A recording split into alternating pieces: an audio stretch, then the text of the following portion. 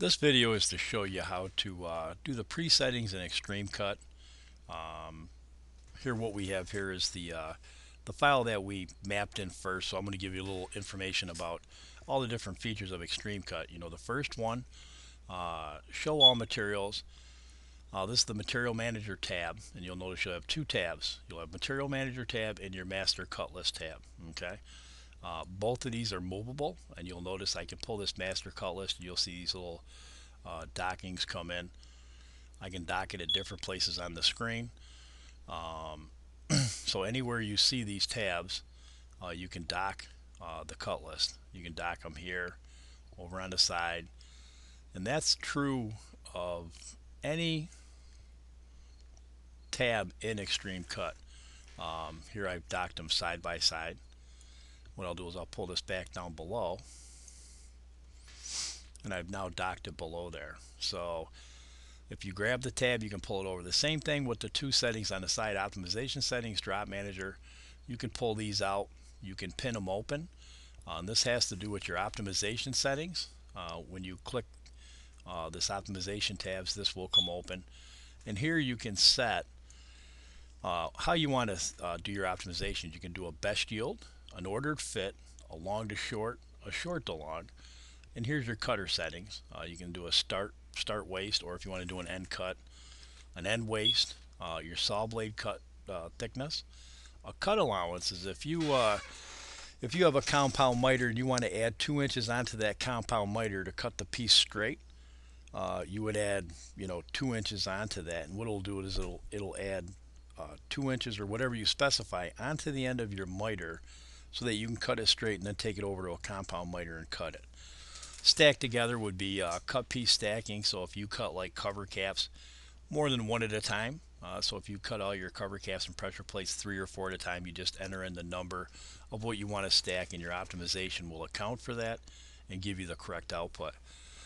Minimum cut piece length you want to put into the saw, maximum cut piece length, and minimum drop length, or in other words, how long of a piece you want to save. And you can actually save these as different parts. So you can label this back member. If you wanted to do a cut piece stacking for the coverage, you can label this cover and save it. And the reason you would do that is in your materials over here on the optimization settings, you can set different settings. Like here I got a cover set up, so I could set covers here. Back member, I could set back member. And the purpose for that is my back members, that's more of an expensive material, so I might want to do a best yield on that. My covers, I might want to stack my material, so I might want to do a different optimization settings on that. Okay.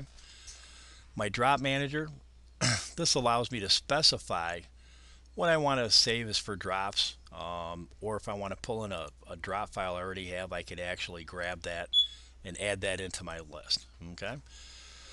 Now, once again, add new material. If I wanted to add a new material, I could.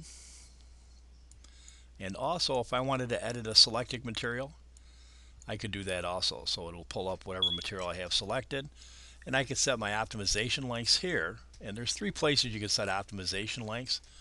You could set it here. You could set it here on the material, and the setup material over here. Okay, and if you click here, that'll bring up your build analysis stock. And on the simple tab, you can enter in a stock length that you always get, like 24 foot 3 inches, or you could enter in the range of lengths. And then the same thing on the advanced tab.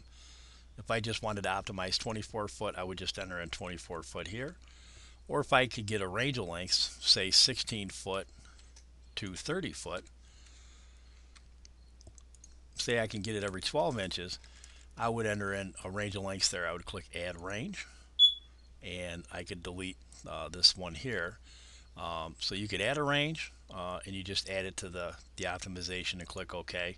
And on this specific KW002 material, that's what I would have for a range of lengths, okay, for my optimization. And that's how you would set your material up. And once you have your length set up, at that point you can now optimize. Now, some of the other things you could do, I'll show you in the next video, and this ends part 1.